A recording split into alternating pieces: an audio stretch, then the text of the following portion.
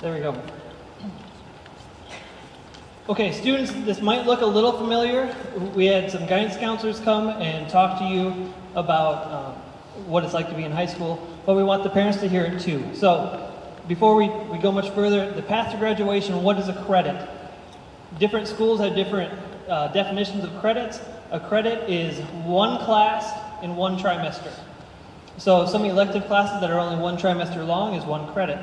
A lot of our core classes are 2 trimesters long, so that's 2 credits.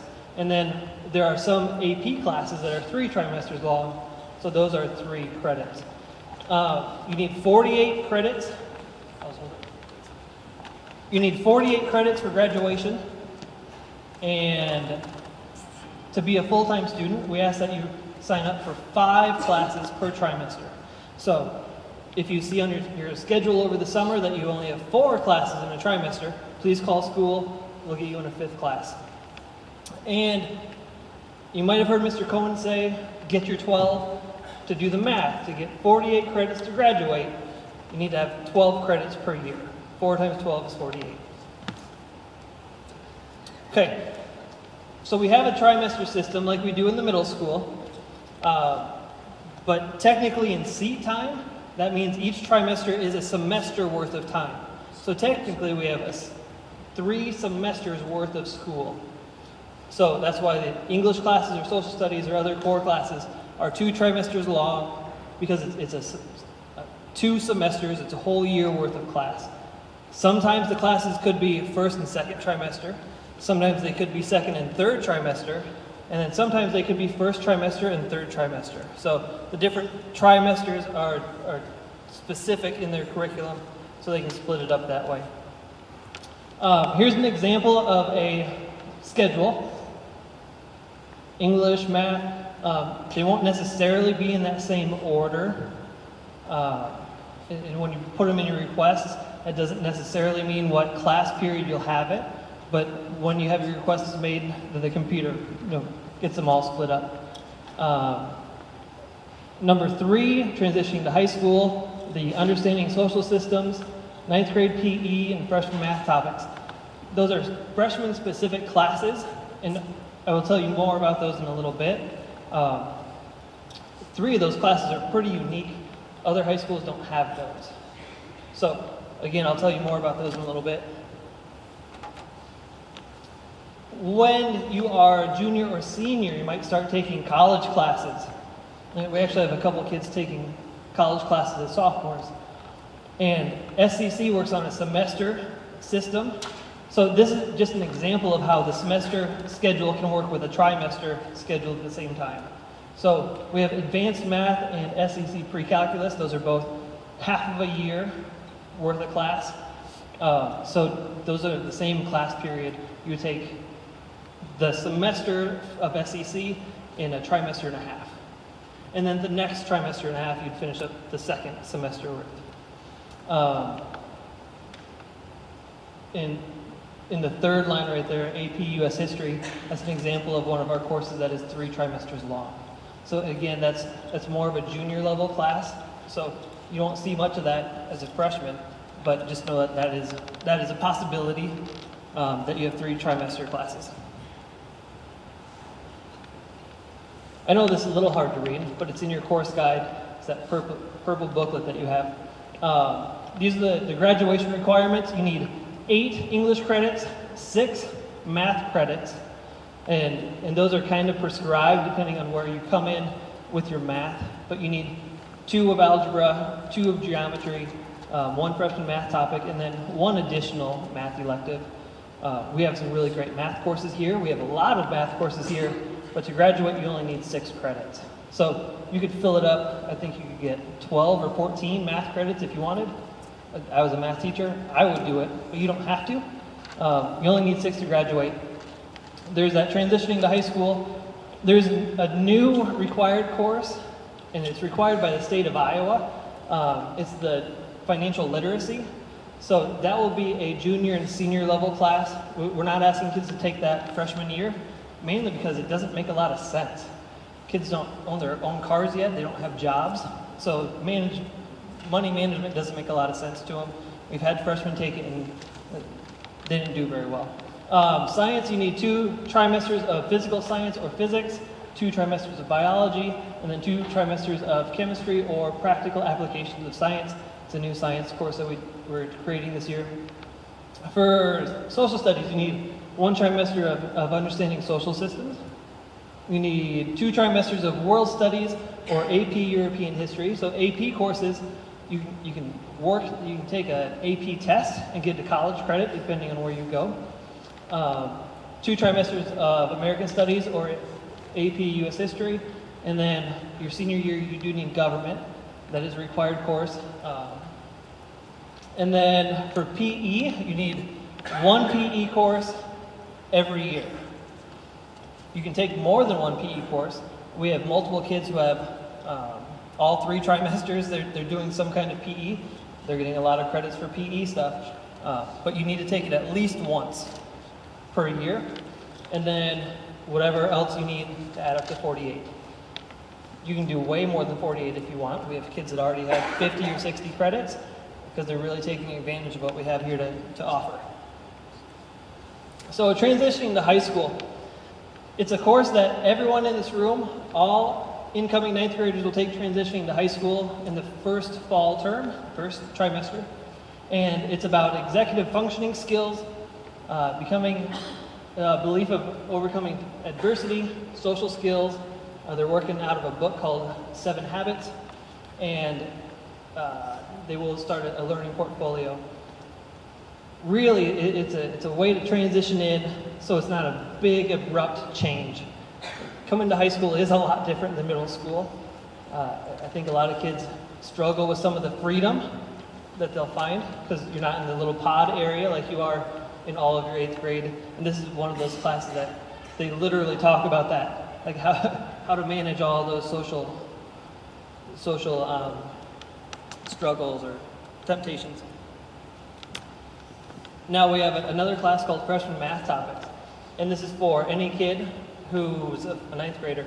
If you're in geometry right now, or algebra, or pre-algebra, or anything below pre-algebra, everyone is still required to take Freshman Math Topics. It's real-life math. Most of the things in this class are not taught anywhere else. So it's an introduction to the money management. Right now they are learning how to measure a house for painting a wall. Something I've never learned how to do. So you don't have extra paint, or you're not 1 bucket less. So they're learning how to measure appropriately and attention to precision, interpret and calculate basic statistics, understand basics in probability, the use of spreadsheets, how to keep track of numbers. One of the big things that they talk about is misleading graphs, especially when it comes to political seasons. It gives us a lot of good examples to look at how one graph can mean one thing and the other graph can look like super biased towards another political party, but really it's the same graph, just their scale is different. So it is teaching students how to look, with a critical mind. Then our last really neat course is understanding social systems. So it's looking at the norms or the rules, the unwritten rules that you have in different social groups, in different communities that you're in. So like your group of friends is different than the class that you're in, which is different than the grade you're in, which is different than the athletic group that you're in. All these different groups have different unwritten rules that you're expected to follow.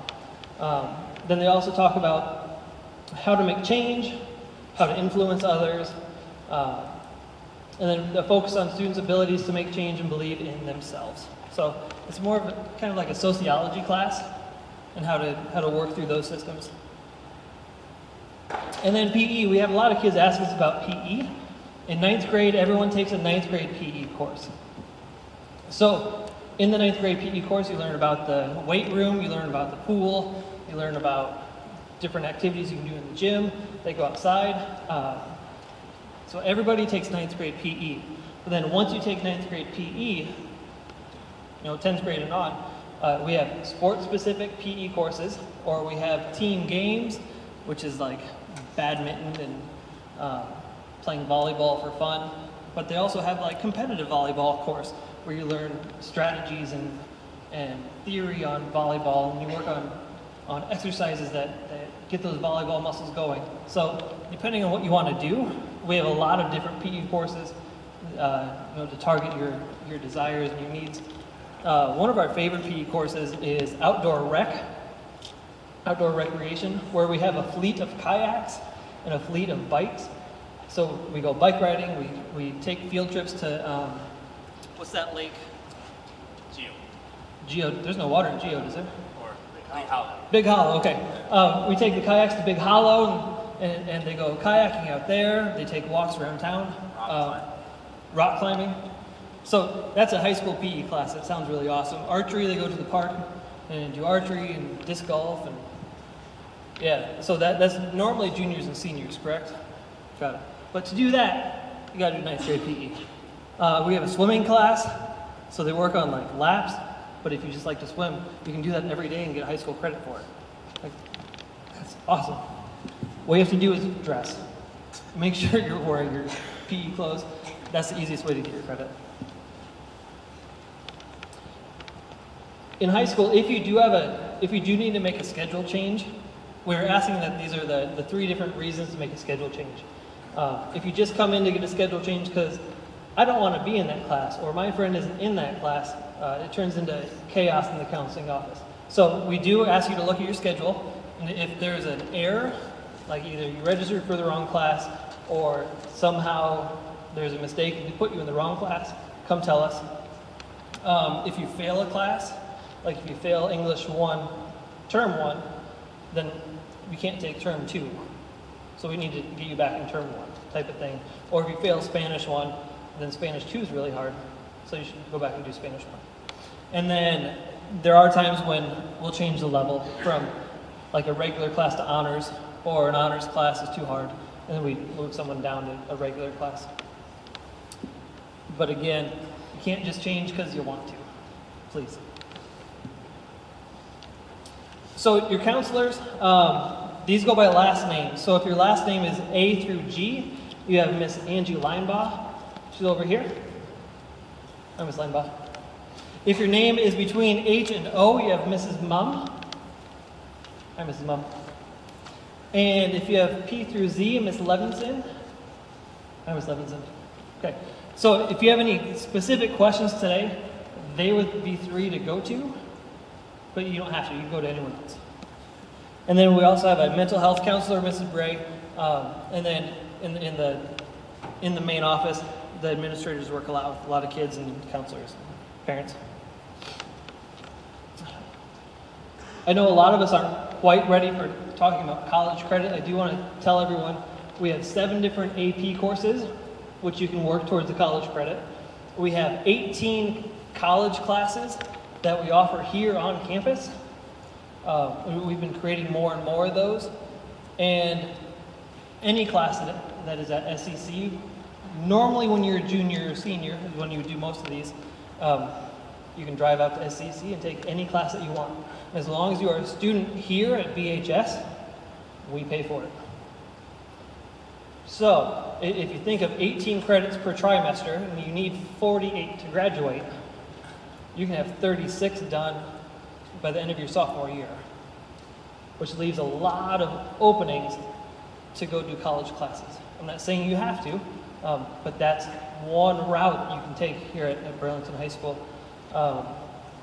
We also have some really, really great CTE, career and technical education.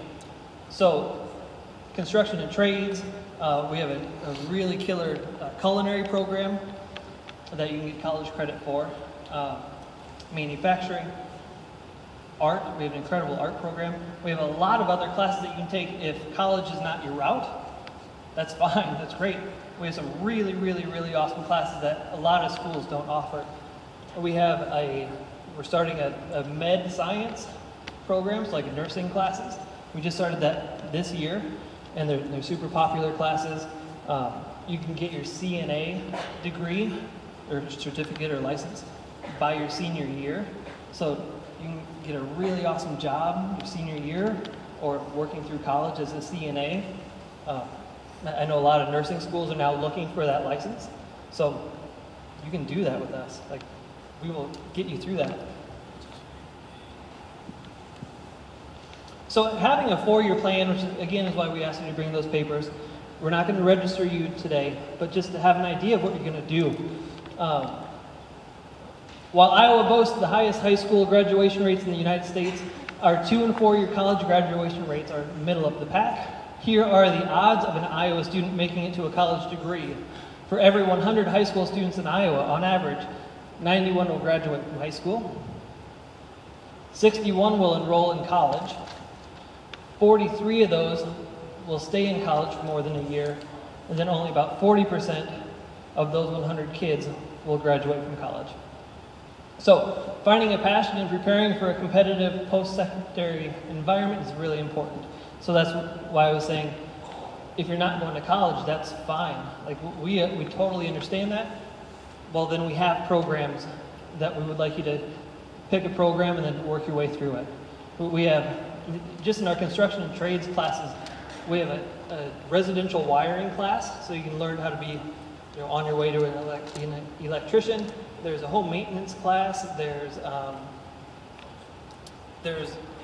what's up? Welding. There's welding. There's all these classes that you can take if you don't want to be a college-bound kid. Again, don't be afraid to take those. I didn't get a chance to take those in high school, and I wish I did. I'm super jealous of our high school kids. So this is just another way to think of it. Those are called pathways, and they're identified by the Iowa Corps. And these are some of the clusters that we have. So in manufacturing, we have STEM, we have architecture and construction. In human services, we have a hospitality and tourism program. So there's a couple different classes, and you get a license in that. We have some really great child development classes if you want to work in a daycare or own your own daycare or become a preschool teacher or a regular classroom teacher. We have the health sciences, and then we have a really killer business program, and that includes marketing. We have a lot of kids that are doing apprenticeships their senior year.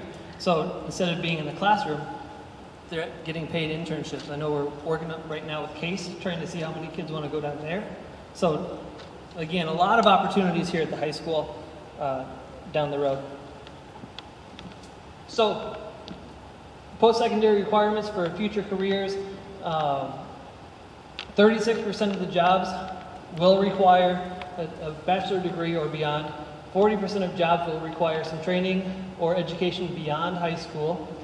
10% of that on the job training or vocational certificate. 18% some college, no degree, and then 12% associate's degree. So what I'm trying to say is you will need training, even if you don't go to college. We do ask that you're prepared and ready to move past high school for 1 year or 2 years or whatever training you need.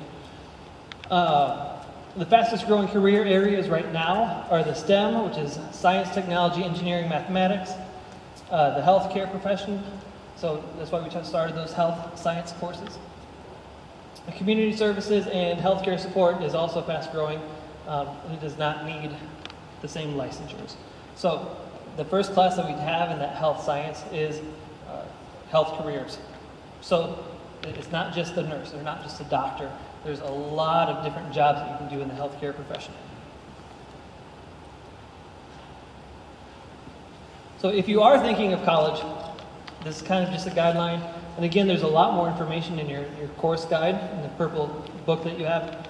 In community college, both of them you need 8 years of English, 6 years of science, 6 years of social studies, 6 years of math. Foreign language will change depending on where you want to go. So some schools say 0 trimesters or semesters, some say 4, some say you need 4 years of foreign language. And we have that. We have Spanish all 4 years, if you want to take that. And then between a community college and a 4-year college, they have different exams that you have to take. So at SEC, you need to take the AccuPlacer or E-Write assessment and the ALEX, which is like a math test. If you want to get into a 4-year college, they take ACT and SAT. So the 4-year plan. We ask that because it's good practice, but we also ask you to do it because it's required by law. So you have the 4-year plan, you've been doing it on paper, you've been using that course guide to do it. Eventually, we're going to have you put it into Naviance, which is a program that the district is paying for. When you have your 4-year plan, you're going to make it this year, then that's going to follow you all 4 years of high school. That 4-year plan will always be accessible through Naviance. So I'm guessing that as an 8th grader, what you want to do when you grow up is going to change to when you're a junior or senior, and that's okay. So in this Naviance program, you can change that, like as you start realizing, I don't want to be a carpenter anymore, I want to be a baker. Well, then you would change your courses. It is used annually, again, to help us pick our courses. It's also a good way to look at, make sure your prerequisites were met, so the courses that you need to get into the next course. And one of the best things about Naviance is comparing colleges. So once we get into it a lot more here at the high school, you can put in a search requirement, or put in your wants and your needs and like what's important to me when I'm looking for a college, and it'll give you a list. And it's not just the colleges that are within a half an hour. I know when I was looking for school, I looked close because that's the only ones I knew about. But you use this Naviance program, and it will give you a list of however many you want that match what you're looking for. It also is a good place to do a resume, to build a portfolio. It has a lot of money and scholarships available once you get in depth in Naviance. So a lot of kids ask us about schedule and how does lunch work. So all classes right now are 63 minutes long. So again, it's 6 class periods during a day, 63 minutes long. And then we have 3 lunch periods that's broken up in 4th period. So a third of our kids will do first lunch, and then the rest of 4th period is their class. Some people have second lunch, so they start class, they have lunch, then they end class. Then the last group has 4th hour right after 3rd period, then they finish 4th period with lunch. So there's 3 lunch shifts. The first day of the trimester is always fun, trying to figure out who's where.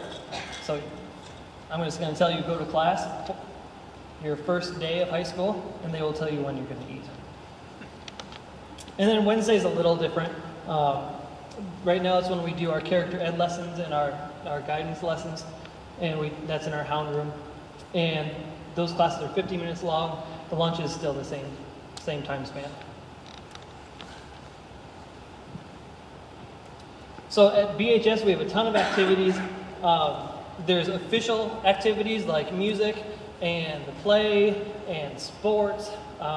There's a lot of sports that we offer. There's also a lot of clubs.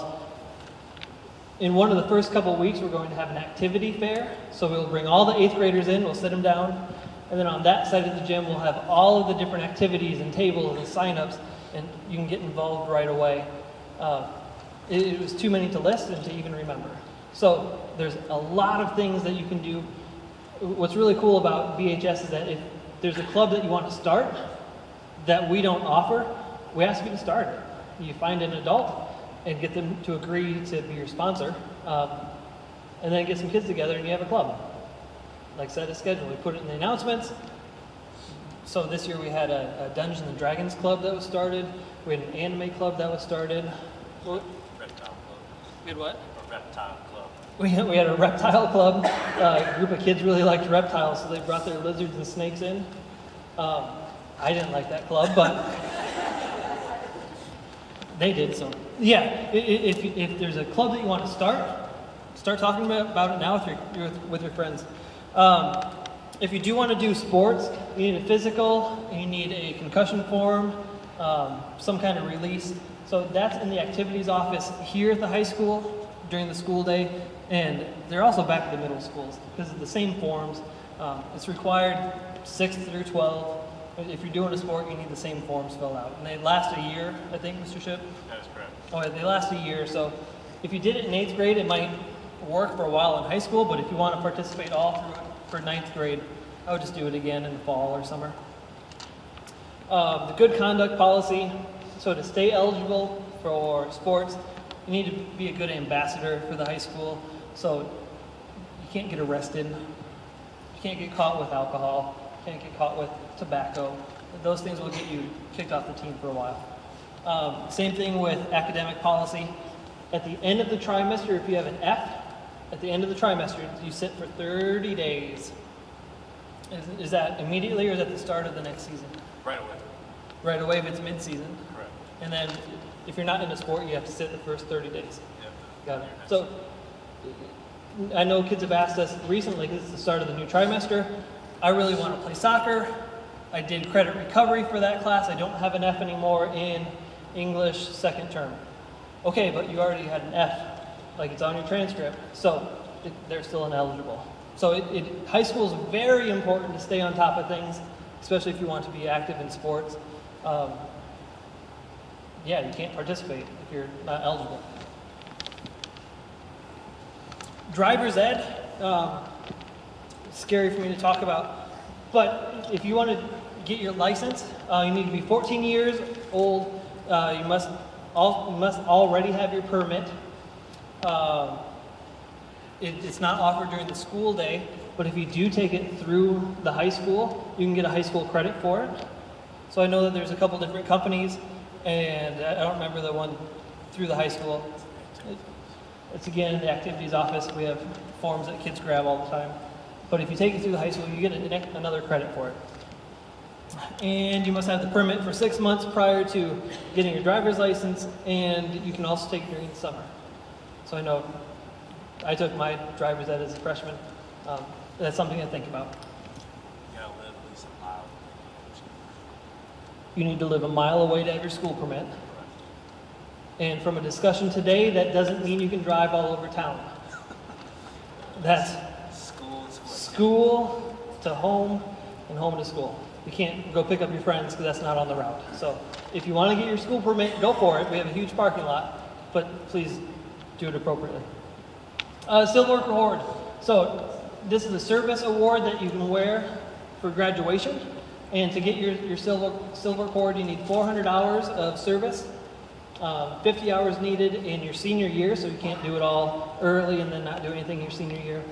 And there are 2 scholarships offered for the top 2 earners. I know there's the Leo Club, which is one of the service clubs here in the school, and it's through the Lions Club. It's like Little Lions, I look at it. And they do a ton. They do so many service jobs. Every week they're doing some kind of service project. So if you want to pursue Silver Cord, I would suggest looking into Leo Club too. We are getting close to wrapping up. I do want to tell you about these 3 programs that we're pretty darn proud of here at the high school. So freshman boot camp is from August 5th to August 9th. It is not required. You don't get a credit for it, but you get to come in here, you get to tour the building, you get to know your teachers, you get to know a lot of your classmates, especially from the other middle school that you probably didn't know very well. It's a lot of fun activities. Last year we had a cardboard boat race, so we made cardboard boats and put them in the pool and then tried to paddle them and beat the other teams. It's a lot of fun. It's a really cool program. We also have summer school here at the high school. And the summer school here at the high school is different than, I don't want to say every high school, but most high schools. In most high schools, summer school is for kids that failed, and then they need to retake courses to get the credit back. Most of the classes that we offer here at summer school are not offered during the school year. We have a course called Heroes and Villains. It's an English course looking at comic books and movies and just what's a hero and what's a villain. We have a conservation course, which is half PE, half science.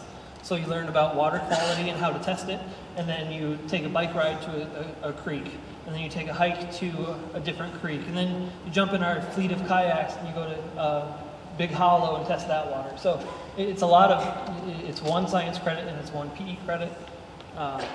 We have some really cool classes, and I do want to tell you that as incoming 9th graders, you can sign up for it. So you can get a credit or 2 if you want, If you want to start building towards that 48 early, you can. You don't have to, for sure. But how many did we have last year? 20? Freshmen. Yeah. 8th grade, yeah, we had about 20. A couple of them came in and got 4 credits because you can earn up to 4 in the summer, and then some just got 1 or 2. Yep. So we had probably 20 8th graders coming into 9th grade that signed up last summer. They had 2 credits in the morning, 2 credits in the afternoon. So they had 4 credits even before they started their first day of high school. So that's an opportunity, especially if you're thinking like you want to do college classes or internships or get into the hospital to follow some doctors around. If you want to do that, then you can start early. And then the last thing is the after-school tutoring. That was designed and implemented by the freshman success team.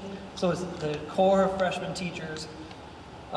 There's 2 or 3 teachers that are in the 2nd floor of the library every night after school.